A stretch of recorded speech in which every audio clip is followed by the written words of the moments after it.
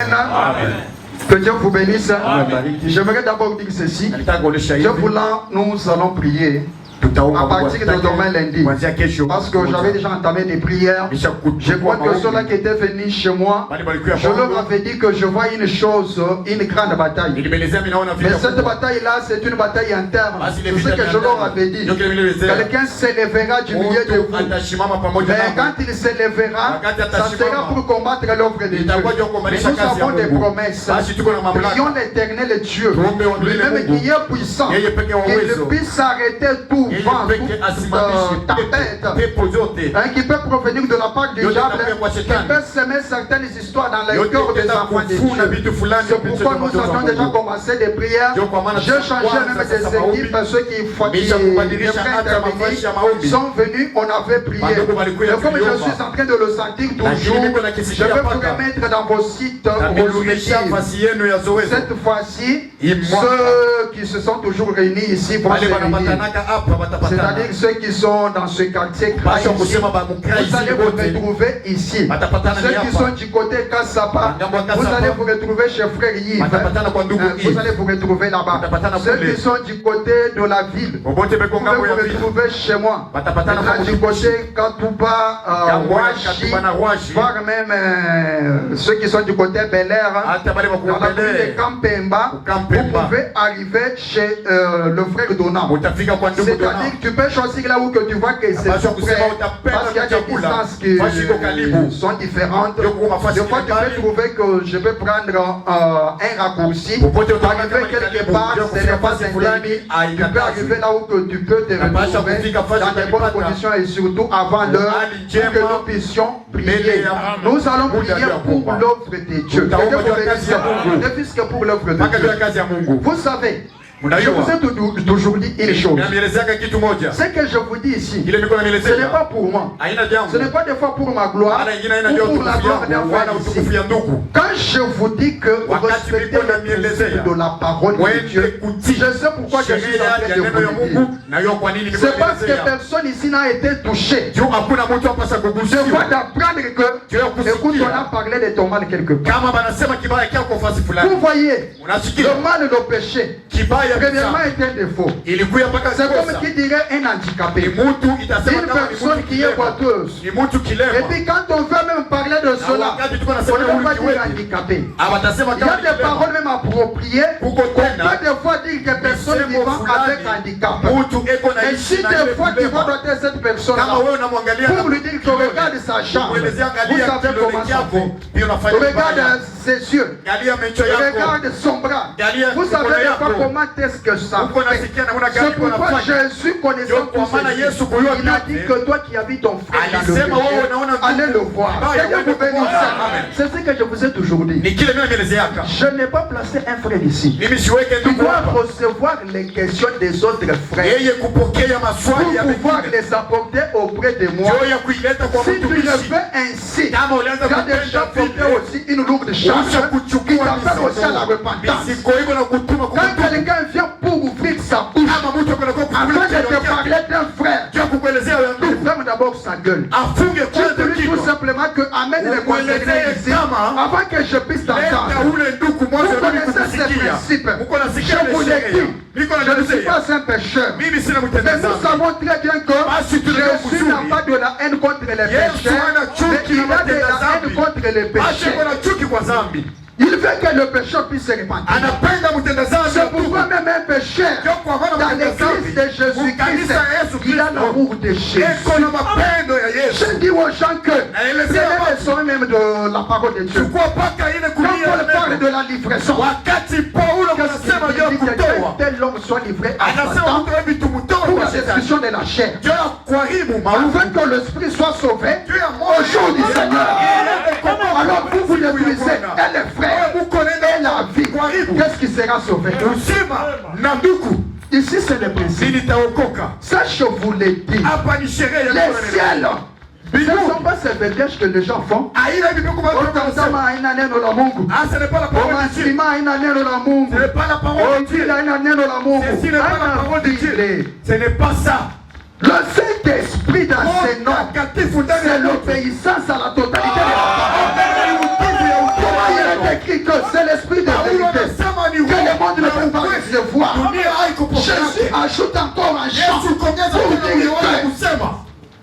quand tu viendras, tu nous conduiras dans toute la vérité. Il faut respecter les principes de la parole de Dieu. Et toi, tu es là. Tu ne respectes pas les principes. Il y a n'importe qui vient avec les problèmes.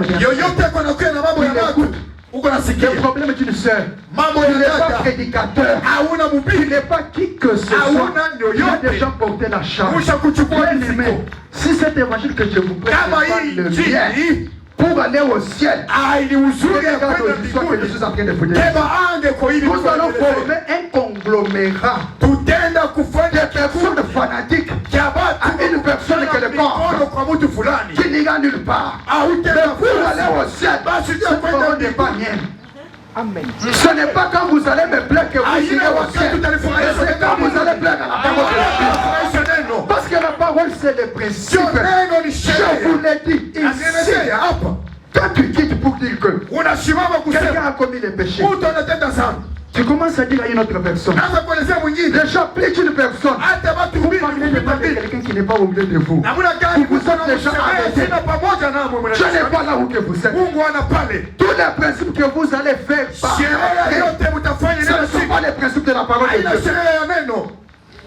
Il y a un frère qui m'a dit que j'ai vu le frère qui a fait ceci. Je lui ai montré les principes. Je lui ai dit que comment tu peux regarder voir vous comprenez la parole. Je suis habilité d'attendre n'importe quoi qui vient de la part des frères. Mais je devais lui apprendre en tant que prédicateur comment tu peux respecter le principe de la parole de Dieu. C'est ça la parole. Il n'y a pas un homme géant au milieu de vous. Il n'y a pas quelqu'un qui est vacciné contre les péchés ici. Vous êtes aussi fragile. Les péchés peuvent vous atteindre. Parce que qui était le chef prédicateur, il dit que les péchés nous enveloppent si facilement. À combien de raison, toi? Tu te vois que je suis vacciné, j'ai déjà l'anti-péché, tu te tiens là où on parle du mal de frère, tu dis que je suis en train de pratiquer la parole de Dieu. Ça c'est quelle vie? Un croyant de Dieu qui a cru dans la totalité de la parole de Dieu. Il fuit les péchés forment l'apparence du péché. C'est pourquoi prenez garde à tout celui que vous entendez. Si le frère a fait mal, comment ça peut devenir votre problème? Si je vois que ce que le frère a fait n'est pas rapport à la parole de Dieu. L'amour ce n'est pas dire aux autres frères que nous avons la parole. Regarde ce que le frère a fait. Nous avons cette parole. C'est l'évangile. Quand je vois comment on avait souffert pour ça, et que je vois ce que le frère est en train de faire, ce n'est pas ça l'amour. L'amour de Dieu consiste à garder ses commandements. L'amour de Dieu consiste à garder ses commandements. Quand cela arrive, tu te demandes que qu'est-ce que Dieu dit dans ce moment. Que je puisse aller voir mon frère. Et puis la Bible ajoute que dans un esprit de douceur, tu ne connais absolument rien. Tu n'es pas prédicateur. Tu n'es pas porteur. Il n'y a jamais eu une fonction d'une personne dans l'église de Jésus-Christ qui porte les déloyances des croyants. Qui se tiraille entre eux pour amener au prédicateur. Tous ici vous êtes égaux. Vous êtes égaux tous ici. Je vais vous donner un exemple. Maman Rebecca, il est là. J'habitais ici autant d'années. Mais si je vous demande que je n'ai jamais entré dans sa maison, vous ils sont derrière moi ici. Mais je n'ai jamais vu son mari venir me dire que moi, pourquoi tu ne viens pas chez moi? Qu'est-ce que j'ai péché? Je n'ai jamais dit quelque chose à manger chez lui.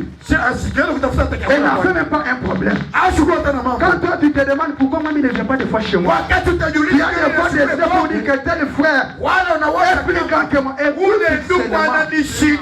n'ai jamais entré dans sa famille. Je partais des fois chez maman, il dit comme ça. Je ne pas ça, je le savais aussi.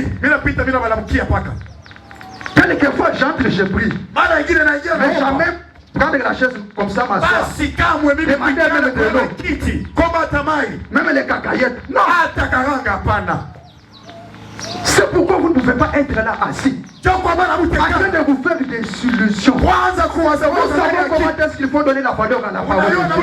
Comment il faut vous donner même pour tout ce qui est ici la valeur. C'est quand nous allons pratiquer la totalité de cette parole. Moi cherche malhonnête. Quand quelqu'un veut se faire comme quelqu'un qui va mourir encore pour la deuxième fois, il le fait comme si celui qui va mourir encore, Jésus n'était pas déjà mort. Comme celui qui a porté nos fardeaux. Comme celui qu'on va crucifier. Comme si Jésus n'avait pas encore achevé le bonheur. Et il faut que lui achève cette œuvre. Avec un esprit de malice. Seulement pour amener les autres à l'incitation. Inciter les autres à la haine, à la division. Vous vous arrivez comme ça, vous trouvez la foi en train de pleurer. Je ne vais pas aller seulement frapper quelqu'un. Frapper l'enfant qui a frappé la main. L'enfant la pleure de quoi? Est-ce réellement l'enfant a raison? Tu peux casser des histoires. Tu peux entrer, n'est-ce pas, dans les aventures avec les autres. Pendant que c'est l'enfant là qui a mal fait. Il n'y a pas une personne ici qui va mourir pour la deuxième fois. Il était mort une fois pour toutes. Vous comprenez? Je vais dire quelque chose. C'est pourquoi, permettez-moi, prenez la Bible vite. Tu prends Ésaïe 53. Prends Ésaïe 53 vite. J'aimerais prendre quelque chose parce que hier, toute la nuit, je n'ai pas eu sommeil. Je me suis réveillé comme ça et mon épouse m'a demandé mais pourquoi tu lis à 7 heures? J'ai dit que je n'ai pas sommeil. Quand j'ai des problèmes, je ne veux pas avoir de sommeil. Mon corps est conduit par les cerveaux ainsi que par la conscience. Quand quelque chose ne va pas bien, je ne peux pas avoir le sommeil. Il y a une personne ici qui peut injurier, aller dormir tranquillement. Mais un enfant de Dieu ne peut pas injurier, aller dormir tranquillement. Il sera mal à l'aise toute la nuit. Il va te chercher pour te demander pardon. Quand toi tu es assis, mais qui dérange les petits. Mais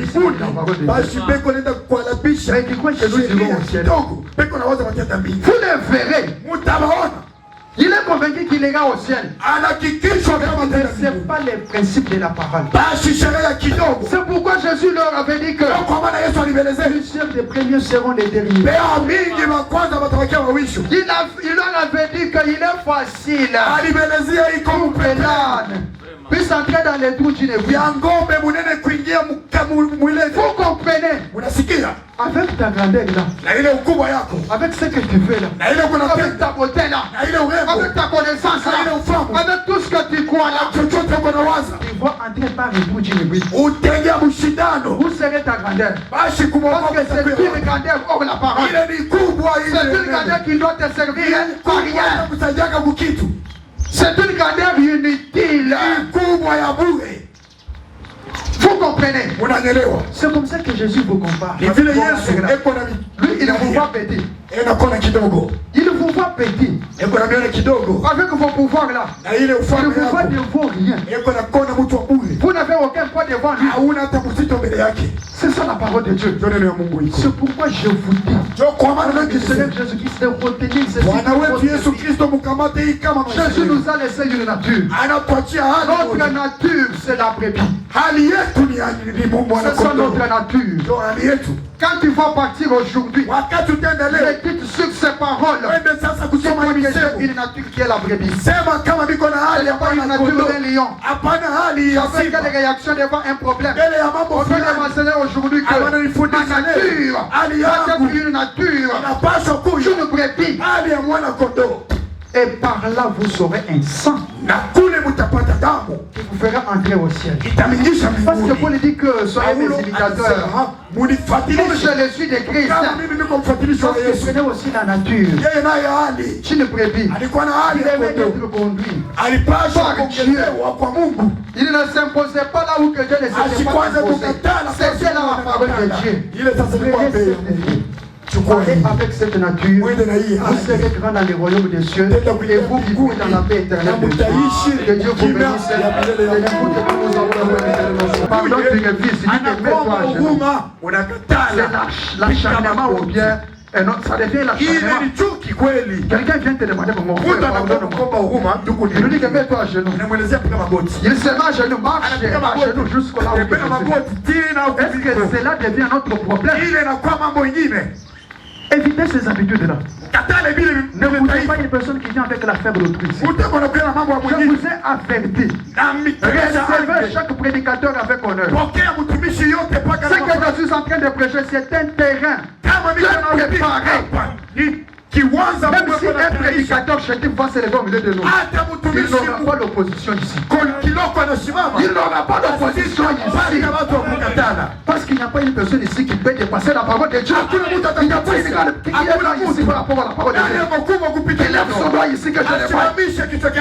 Les grands ici c'est qui? L'associé à Jésus-Christ ici c'est qui? Qui lève son doigt que je n'ai pas.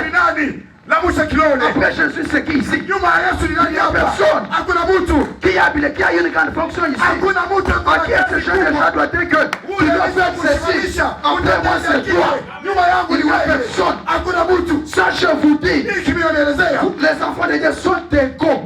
Je suis à besoin des pécheurs, pas besoin de toutes les personnes.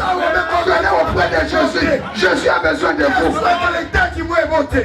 La fille, ce sont des principes. Ce sont pas des histoires que les gens peuvent vous parler. Enfin, tu peux d'abord faire la lecture. Tu commences à partir du verset 7. Nous lisons Ésaïe chapitre 53 verset 7. Au nom du Seigneur Jésus. D'accord. Il a été maltraité et opprimé. Amen. Il n'avait point ouvert la bouche. Semblable à un agneau qu'on mène à la boucherie. À une brebis muette devant ceux qui l'attendent. Il n'a point ouvert la bouche. Il a été enlevé par l'angoisse et le châtiment. Et parmi ceux de sa génération, qui a cru qu'il était étranger de la terre des vivants. Vous avez entendu. Notre nature, c'est la brebis. C'est la brebis, c'est la brebis. Que Dieu vous bénisse. Notre nature, ce n'est pas un lion. Ce n'est pas une ours. Ce n'est pas un guépard. Ce n'est pas un chien. Pourquoi la brebis? C'est parce que la brebis est le seul animal qui n'a pas la force. Donc la force est le berger. C'est parce que la brebis, c'est l'unique animal qui n'a pas la connaissance. Donc la connaissance est le berger. Parce que la brebis, c'est un animal de l'humilité. Il est écrit, Esaïe est en train de le dire. On fait l'agneau qu'on amène à la boucherie. C'est comme ça que nous comportons les enfants de Dieu. Nous sommes humbles. Même si c'est pour le mal qu'on appelle sur nous, nous disons que Dieu soit loué. Parce que nous sommes les agneaux, on ne peut pas se fâcher. L'agneau, même quand il est dans ses droits, il ne peut pas ouvrir sa bouche pour se justifier. Il doit garder le silence. Il doit dire que c'est mon berger. Il va me séparer d'autres brebis ici. Parce que c'est lui qui a la connaissance. Moi je ne peux rien faire. L'agneau, même si il passait comme ça, et qu'il trouvait des personnes en train de se discuter, cette discussion-là ne lui intéresse pas. Son regard est tourné au bâton et la houlette du berger. Soyez les agneaux. Parce qu'un agneau est un animal doux. Un animal méchant. Concernant les méchants, les techniques hôtels, les méchants qui veulent dire si vous êtes un chien, vous êtes au milieu de nous. Parce que vous êtes méchants. Que Dieu vous bénisse. Notre nature, la brebis. C'est pourquoi prenez un chien comme ça. Marchez avec les chiens. Même si on ne lui a rien fait, il va se laisser. C'est comme ça vos habitudes ici. Si vous n'avez pas la véritable parole, puis attends les gens qui discutent, ils vont aussi discuter avec eux. Dans les reportages, vous parlez de qui? C'est elle qui a fait ceci. C'est elle toujours. Vous comprenez? Il est méchant. Il n'est pas l'agneau. Nous les enfants de Dieu, notre nature, c'est l'agneau. Je dis bien que c'est l'agneau. Quand tu es jeune, un mouvement que c'est la sœur. Il y a une dispute chez les voisins.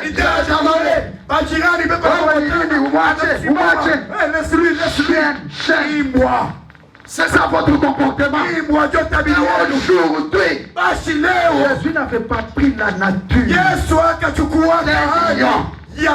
Même des chiens. Il a pris la nature des animaux. Avançons un petit peu. Commençons dans l'ancienne alliance. Ils étaient tous sous la servitude des pharaons. Il a fallu qu'ils soient libérés. L'Éternel était venu, il leur avait dit que vous devez manger la Pâque. La Pâque c'était quoi? Vous prendrez un agneau. Il ne cherche pas les sangs. Parce que dans les sangs, c'est là où il y a la vie. Quand l'âge de la mort de Dieu devrait venir, il devrait voir les sangs. Et non les sangs d'un lion ou d'un chien. Il devrait te servir du sang de l'agneau. Quand je chantais l'agneau de Dieu, vous comprenez?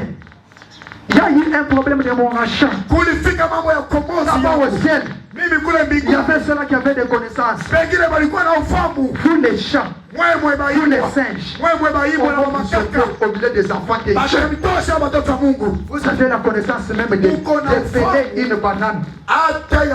Mais il y a eu un problème du rachat. Les singes étaient là. Les lions étaient là. Les rois de la forêt. Quand ils rougiaient, c'était le silence. Mais il est écrit qu'aucune personne ne peut trouver digne d'ouvrir ce livre-là et d'interrompre le sort. Maintenant, on a dit que quand Jean regardait, il a vu un agneau. Merci Seigneur. Écoutez, nous sommes rachetés par l'humilité. Comment vous connaissez pas l'humilité ici? C'est l'agneau qui nous a rachetés. Jean regarde, il dit que dans Apocalypse 5, l'agneau comme il mourrait avant la fondation du monde. Les sangs de l'agneau qui nous a lavé. Il y a les chambres de la vie de l'agneau. C'est la soumission. Ce n'est pas le peuple de prétendre connaître plus que le berger. C'est par ces sangs-là que nous avons été rachetés. C'est pourquoi Dieu avait dit à Moïse qu'il mange la Pâque, qu'il prenne un agneau et non un animal méchant. Vous avez le Saint-Esprit de méchanceté. Vous avez mangé les lions. Notre parole, notre évangile que nous prêchons, c'est l'évangile de l'humilité, c'est l'évangile de la fidélité, de la douceur, de la tempérance.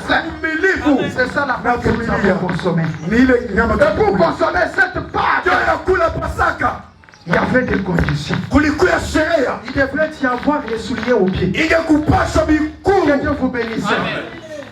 Les souliers aux pieds. Les bâtons avec les herbes amères. Nous prenons Éphésiens chapitre 11. Quand il s'agirait maintenant de la Pâque, l'ennemi a changé de face. Le premier ennemi qui était dans l'Égypte, c'était Pharaon. Il était un ennemi qui avait la chair. Maintenant, Paul dit que nous n'avons pas cette fois-ci à combattre contre la chair et le sang. L'ennemi devient maintenant spirituel. Soyons maintenant armés. Non avec un bâton physique. Ne mangeons pas cette fois-ci l'agneau physique. N'ayons pas les souliers physiques et les sandales aux pieds. Mais je vous dis ceci. Comme ils avaient mangé dans les déserts, l'agneau. Ça c'est l'épée de l'esprit qui est là. Que vous devez avoir d'envomer cette viande là. Qui doit être d'envomer que vous devez consommer. Merci Seigneur. 8 jours dans votre vie. L'agneau, l'épée de la parole. À vos pieds. Il ne faut pas avoir les mains coteaux de $200. Mais cette fois-ci, c'est le zin. Ils ne se sont pas contredits. Et il y a les casques qui saluent. Ça, c'est une couronne. C'est ça le salut. Ils nous coiffent, nous les enfants de Dieu. La cuirasse de la justice. Le bouclier de la foi. Paul commence à énumérer ces choses. Parce que l'ennemi, ce n'est pas encore un pharaon physique qui va. C'est maintenant le vol. C'est maintenant l'adultère.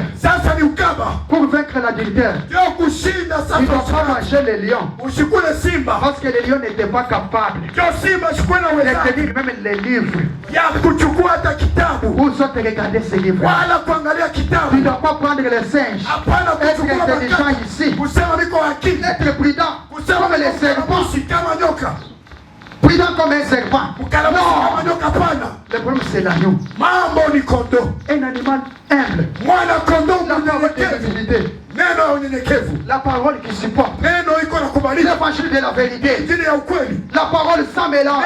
Et vous devez refléter les œuvres de cet évangile-là. Comment comptez-vous aller au ciel sans le zèle? Parce qu'ils avaient mangé l'agneau. Vous n'avez pas de zèle de l'évangile. Vous n'êtes pas prêt à faire ce qui est bon. Comment est-ce que vous pouvez aller au ciel?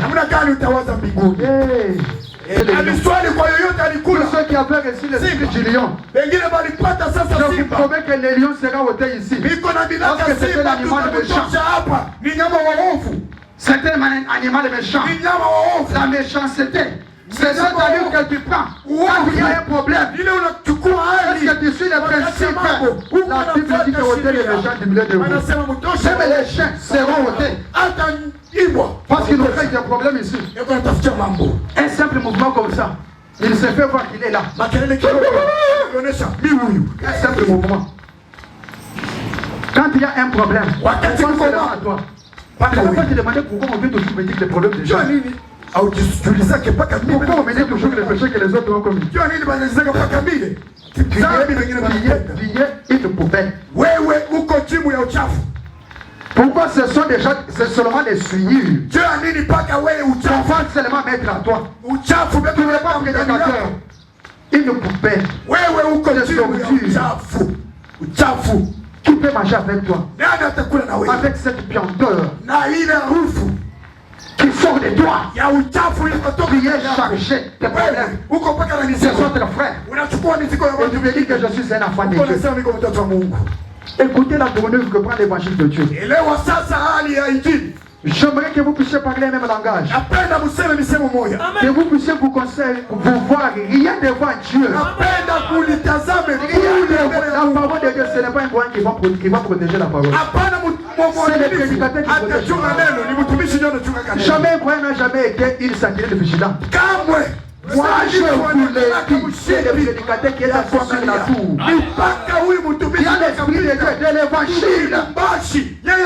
Qui lui enseigne ce que vous devez faire pour votre salut. Et pas votre connaissance. Comportez-vous comme des agneaux, comme des brebis. Parce que notre Seigneur, il a dit que je ne connais pas les chiens, les lions. Vous savez encore une autre chose. La vie d'une brebis,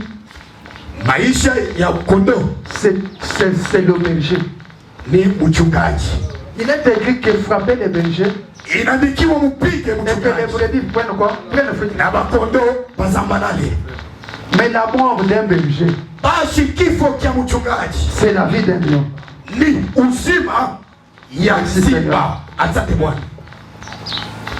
Il y a un frère qui m'a appelé, qui m'a dit que j'ai trouvé les frères en train de parler, les problèmes de notre frère. Ce n'est pas un frère d'ici, un frère de Kananga. Je lui ai dit que c'est son droit. Il est quand il est son. C'est leur droit. Vous savez, la brebis a ses droits. Les lions aussi a ses droits. Si vous prenez les droits d'une brebis pour les placer sur un lion, ça sera la mort. Prenez seulement un berger, allez donner à un lion. Comme cela est une communion chez brebis.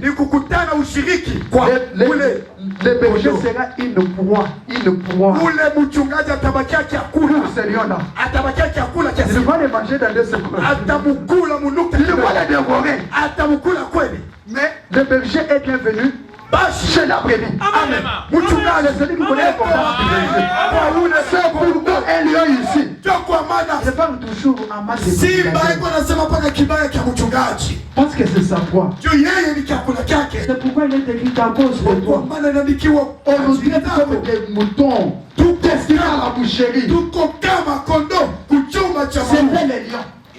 C'était les méchants. Mais dans l'église de Dieu, les méchants n'ont pas de place. Vous comprenez? Il ne faut pas entremêler les doigts. Ce qui est mort chez les brebis, c'est ce qui est vu chez les lions. Il peut parler des autres à l'aise. Il peut recevoir les fardeaux des autres. Pourquoi? Monyambia, il s'est mani. Dites-moi qu'est-ce qu'il a dit. C'est celui-là qui avait dit ça. Celui-là n'a pas regardez ses frères. Il a fait cela. Ne les regardez même pas. Vous entendez? Il conclut. Maintenant il va venir avec son molokai. Qui arrive seulement à ma porte avec ton molokai, des problèmes de frères. Non, je ne sais pas ce qu'il va arriver. À ma porte, à ma barrière, tu viens avec ton molokai là. Il n'y a plus de problème de frères. Je suis sacrificateur. Moi, je deviens Dieu. Je t'ai apporté des problèmes de frères. Seul fulani anasema hivi. Unajua kile mwingine anatenda. Anaenda kwa ndugu mwingine anamwambia hivi. Il lui a dit ceci. Ule bwana anampita bibi yake. Toute la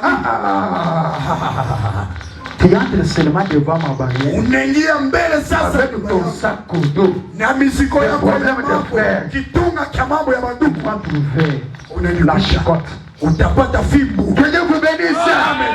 Ôtez les méchants du milieu de vous. Il ne faut pas écouter les telles personnes. Je t'ai dit que aucune personne, même les jacks, même s'il y avait les jacks, les jacks ont sa fonction. La fonction du jack, ce n'est pas attendre les péchés des autres. Les jacks ont leur fonction dans l'église. Les gens ont leur fonction. Ce n'est pas pour commencer à entendre les péchés des autres, amener au prédicateur, soit les supporter, dormir avec ça. Non. Nous les enfants de Dieu, nous savons nous humilier. Je vous ai enseigné ici le pardon et l'écoute. On ne se dispute pas la vie. Si quelqu'un se dit que Dieu a mal fait, demande-lui pardon. Avancez. Chaque acte que nous posons, chacun a sa lecture. Tu as mal fait, tu as mal fait. Je ne le ferai pas encore. C'est comme ça que nous on est. Chacun a la lecture. C'est ce que nous faisons. Mais je ne vais pas prendre quelque chose pour constituer un péché, inventer un péché que Jésus a fait.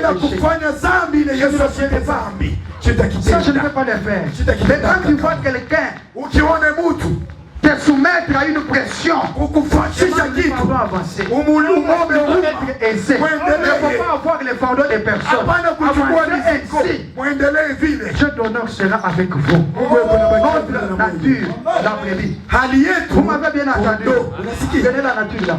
chukua ile hali. Notre nature la brebis. Hali yetu ni kondoo. Kama unaona hata nini mwingine anakuwa kwako. Si tu vois même une autre femme venir chez toi. Anapenda hata kukupandisha hivi. Il veut t'élever. Umwambie shi tuko na nature moja. Lui, nous avons une seule nature. Nous sommes des brebis. Kama uko kuneno wa Mungu. Si tu es venu à la parole. Est-ce que j'étais venu pour chercher des connaissances? Je voulais connaître plus que les prédicateurs. Non. J'étais venu pour le salut de mon âme. Comment tu me dis maintenant que tu m'enseignes la hauteur sur mon mari? Comment est-ce que tu viens me dire de me faire chef? Faut trouver les frères en train de se battre pour savoir qui est chef. Pendant que les grands chefs, les grands seigneurs, ainsi que Jean, refusaient d'être chef, ils se diraillaient. C'est toi qui es grand, Jésus refusait. Baptise-moi, non, je ne veux pas te baptiser. Jean et Jésus se diraillaient pour la grandeur. Jésus refusait la grandeur. Jean aussi refusait la grandeur. Mais vous voyez les frères qui veulent la grandeur, les uns qui veulent la grandeur. Quand moi je suis la première fois, je suis maîtresse. La seconde ne peut pas marier. La première fois c'est sur la terre. Au ciel nous serons tous égaux. Pour aller au ciel, nous devons commencer par pratiquer une vie du ciel. Je dois être assis sur la chaise. D'autres femmes doivent m'apporter de l'eau. Elles doivent me préparer. Si tu veux être grande, sois leur servante. Sois leur servante. Regardez Jésus. Vous voulez devenir serviteur. Jean les baptiseurs aussi. Vous voulez être serviteur. Mais vous cherchez qui est grand. Ici au milieu de nous qui est grand. Qui est grand. Écoutez. C'est pourquoi vous avez à tout moment des problèmes au milieu de vous. Parce que vous aspirez toujours à la grandeur. Vous vous venez pour quelque chose. Pendant que devant Dieu, vous ne voyez absolument rien. Respectez les principes de la parole. Notre nature, la brebis. Jésus a déjà tout fait. Il a pris la nature de l'agneau. Il a institué l'agneau comme la Pâque. La Pâque aujourd'hui, il est écrit que Christ notre Pâque a été immolé. Christ a dit que je suis le chemin, la vérité et la vie. Le chemin c'est la parole. C'est la Pâque que nous devons manger. Parce qu'il était l'agneau. Quand nous les mangeons, nous avons la nature de l'agneau. Et toi, la nature de l'orgueil, tu l'as eu. La nature des injures, tu l'as eu. La nature de la prostitution, tu l'as eu. La nature de l'avantage, tu l'as eu. Parce que les frères consommer l'agneau et se servir du sang, la poser sur les linteaux. Et le sang devrait servir de signe. Quand l'âge de la mort devrait passer, et voir le sang de l'agneau, il devrait passer. Si c'était le sang du chien, il devrait entrer dans sa maison. Il devrait être traité comme Pharaon, comme un Égyptien. Pourquoi plusieurs ici sont traités comme les Égyptiens? Pourquoi quand un problème vient me consume directement comme un Égyptien? C'est parce que tu n'es pas dans le sang de l'agneau. Qu'est-ce que tu as marché? Tu pratiques quel système de la parole? Tu as quelle vie devant Dieu? Tu agis comment? Tu diras que je suis un Égyptien. Parce que je n'ai pas fait la volonté de Dieu. Moi j'ai mangé les lions. Rabaissez-vous les enfants de Dieu. C'est ce que je vous prêche. Ne partagez pas les péchés des autres. C'est le principe de la parole. Quand tu vois ton frère dans le péché, tu ne dois pas les partager avec l'autre. Tu dois chercher ton frère là. Voilà ce que je veux. Voilà ce que je veux. C'est pourquoi j'ai fait une grande affiche que j'ai laissée à Japon. Mais qui diront aussi. Mais qui dérangent les pays. Mais qui croient que nous irons au ciel. Vous le verrez. Il est convaincu qu'il ira au ciel. Ce n'est pas les principes de la parole. C'est pourquoi Jésus leur avait dit que les chefs des premiers seront les derniers. Il leur avait dit qu'il est facile pour que l'âne puisse entrer dans les trous d'une vie. Vous comprenez? Avec ta grandeur là, avec ce que tu fais là, avec ta beauté là, avec ta connaissance là, avec tout ce que tu crois là, tu vas entrer par les trous d'une vie. Où serait ta grandeur? Parce que c'est une grandeur hors la parole. C'est une grandeur qui doit te servir à rien. C'est une grandeur inutile. Vous comprenez? C'est comme ça que Jésus vous compare. Lui, il vous voit petit. Il vous voit petit. Avec vos pouvoirs là, il vous voit ne vaut rien. Vous n'avez aucun poids devant lui. C'est ça la parole de Dieu. C'est pourquoi je vous dis, avec le Seigneur Jésus-Christ de retenir ceci. Jésus nous a laissé une nature. Notre nature, c'est la brebis. C'est ça notre nature. Quand tu vas partir aujourd'hui, médite sur ces paroles. C'est une nature qui est la brebis. C'est pas une nature d'un lion. Ça fait quelle réaction devant un problème? On peut m'enseigner aujourd'hui que ma nature doit être une nature. Je ne brebis. Et par là vous serez un sang qui vous fera entrer au ciel. Parce que Paul dit que soyez mes imitateurs. Comme je le suis de Christ. Parce que ce n'est aussi la nature. Tu ne brebis. Il aimait être conduit par Dieu. Il ne s'imposait pas là où que Dieu ne s'était pas imposé. C'était là la parole de Dieu. Allez avec cette nature, vous serez grand dans les royaumes des cieux et vous vivrez dans la paix éternelle de Dieu. Que Dieu vous bénisse.